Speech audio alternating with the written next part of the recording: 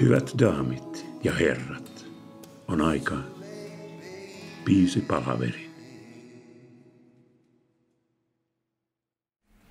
Nythän jatketaan edelleen. Eikö se jännä, miten me saadaan venytettyä tätä eroteemaa aika pitkään? Me ollaan istuttu täällä jo, että eikö me kohta poistuta, mutta ei ihan vielä. Kyllähän te biisiä löytyisi miljoonittain, jos me halutaan venyttää. No on se aivan hemmetin suosittu teema. Ja sullakin on nyt sitten albumi. Kokonainen albumi, joo. Ja rannalle jäi. Mutta luuletko muuten, että se on siinä nyt ne erobiisit vai? Löytyykö vielä siitä seuraavasta erosta? No kyllä mä yritän välttää sitä, mutta en mä tiedä. Kun mä oon tämmöinen luomulaulun tekijä, niin mä esitän sitä, mitä sieltä tulee. Mutta nyt siinä levyllä käydään aika monesta vinkkelistä, kyllä niin kuin me tässäkin käydään. Mutta sieltä kuitenkin jäi vielä pois viha, katkeruus. Mistä tulikin mieleen? Tässä seuraavassa kappaleessa, mitä ehkä saamme kuulla, kun sulla nyt on kitara mukana, niin sehän ei liity oikeastaan niin kuin parisuhde-eroon, vaan se on ehkä enemmän frendeistä. Ja kun mulla on tapana blogata sieltä populaarikulttuurista aiheita, niin esimerkiksi Paul Simon ja Art Garfunkel, ne erosi 13 vuoden jälkeen. Ja sitten Arthan jäi aika katkeraksi siitä, koska biisin tekijä ja eihän ole mitään Emma Paul Simonia loppujen lopuksi. Ja hän meni julkisuuteen sanomaan näin, että no kuule Paul, että mitä tahansa sä ikinä teet, tulet aina olemaan minua lyhyempi. Niin, luuletko, että Pauli niin kuin hirveän mielellään lähtee vetämään noita rahakkaita Simon Garfunkel-keikkoja. Ja sitten joku Lennon McCartney, niilläkin meni välit poikki. Ja Lennon, joka oli tosi ilkeä suustaan, niin se kirjoitti tällaisen How do you sleep at nights? On kohtuuttoman törkeä. Ja tässä seuraavassa biisissä hän on jotain sellaista, ystävyys siis menee poikki. Onko sun mitään kokemuksia? Mulla on kokemusta siitä kanssa, joo. Se on, kun tuntee ihmisen jopa useamman 10 vuotta ja sitten paljastuu, että se onkin jotain ihan muuta kuin luuli, niin se on aika raju kokemus kanssa. Niin kuin sekin tuntuu.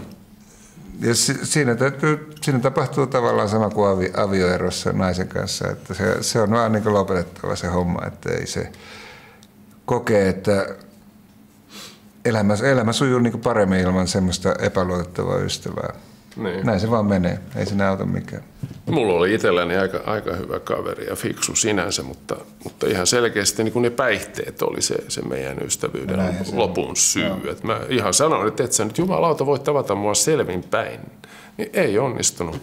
Ja sitten mulla on aika läheltä oma broidi, niin kuin ryyppä sitten se hengeltä sit loppujen lopuksi, mutta ei hänkään sit oikeastaan pystynyt tapaamaan mua selvinpäin. Niin tämähän on aika Suomessa jopa ehkä, en mä tiedä, kai se on yleismaailmallinen ilmiö. Mutta kyllä alkoholismiin liittyy hyvin paljon just tämä valehtelu, että kun sitten yritetään, sehän on semmoista kaksoiselämän elämistä, että yritetään selittää, että mulla on korkki kiinni. Esimerkiksi jos kaveri on kauempana, niin laittaa tekstiviestiä, että korkki on kiinni, mutta joka toisessa sanassa on kirjoitusvirhe, niin ei se ole kovin vakuuttava. Ei todellakaan. Mutta se on alkoholismia se. Ja sitten se saattaa lähteä lapasesta, että ne ei jää näihin pieniin valheisiin, vaan alkaa tulla todella isojakin valheita, koska on valehellut vuosikymmenet. Niin sitten ne valheet vaan paisuu, eikä sitä valehtelijaa ei enää niinku koe, että ne on niinku millään lailla outoja, koska se on ollut semmoinen normikäyttäytymiskuvio, mikä on jatkunut aina. Joo. No se on sietämätön tilanne, mutta siihen meillä on nyt oikeastaan biisi ja mähän olin tosi innoissani, kun sä suostuit sitten ottamaan yhden niin kuin Dylan-biisinkin harkintaan. Ja tämähän ei nyt ole Dylanhan on kova dissailija ja hän on tehnyt rakkauslaulujakin vaikka kuinka paljon ja erobiisiä vaikka mitä, mutta tämä on enemmän tällainen ehkä ystävän valheellisuuden paljastaminen kappale. Oliko vaikea ottaa haltuun Dylanin biisiä? Siellä on niin paljon tekstiä. Joo, kyllä. Siis tekstejä on niin paljon ja sitten Dylan ei hirveästi välitä sitä tavutuksesta, vaan se laulaa sen luomusti sen, miten sen. Että sitä oli vähän vaikea opetella, että se saisi sujuvaksi, koska välillä rivi saattaa olla melkein 2 kertaa pitempi kuin edellinen. Että se ei mene sillä lailla niin kuin suomalaiset Topi Kärki koulukunnan iskelmätekstin tekijät. Ei Ja tämä nyt on tekstiltään, siis ajattelin, että tämä on vuodelta 1965, että se tuli Like a Rolling Stonein jälkeen. Ja mä muistan lukeneeni, että Joni Mitchell totesi, että hän kuuli sen radiossa ja oli, että haloo, että voiko näin sanoa poplaulussa. Että olipas pahasti sanottu, että voiko näin sanoa. Niin, eikö siinä on nyt yksi aika hieno laini siinä lopussa? Siellä ihan viimeisessä on se, se on että niin se... voi kumpa voisit joskus tietää, miltä minusta tuntuisi olla sinä. Niin olisit minun kengissäni hetken, näkisit minkälainen mulkku olet. Tämä on tällainen kaunopuheinen, että haista sinä vittu. Kyllä. Niin, se sopisi tunnelmaan nyt muuten hyvin. Ilman muuta. Se lähdetään. Ole.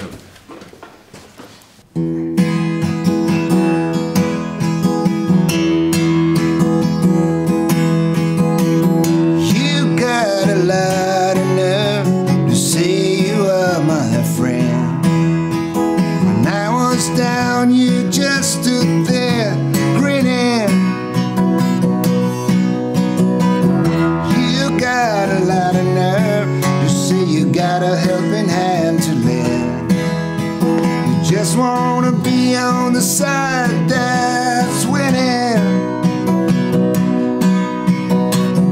You say I let you down. You know it's not like that. If you're so hurt, why then don't you just show it? You say you lost your faith, but that's not where it's at. Have no faith to lose, and you know it. And I know the reason that you would talk behind my back. I used to be among the crowd you're in with. Hey, do you take me for such a fool to think I'd make contact? One who tries to hide what he don't know to begin with. You see me on the street, you always act surprised. You say how are you, good luck, but you don't mean it. When you know as well as me, you'd rather see me paralyzed.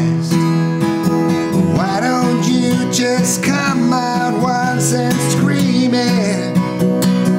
Why don't you scream it?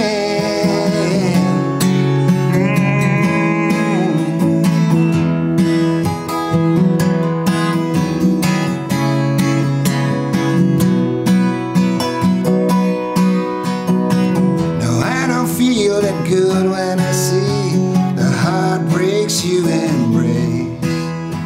If I were a master thief, perhaps I'd rob them. And though I know you're dissatisfied with your position and your place, now don't you understand it's not my problem? Hey, I wish that for just one time you could stand inside my shoes.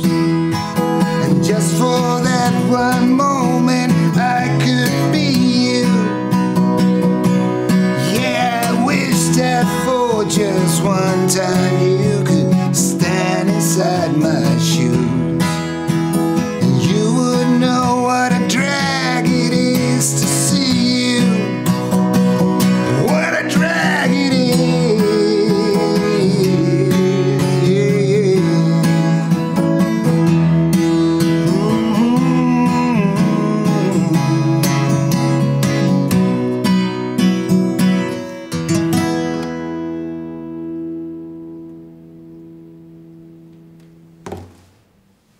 Siinä oli semmoista semihalveksuntaa.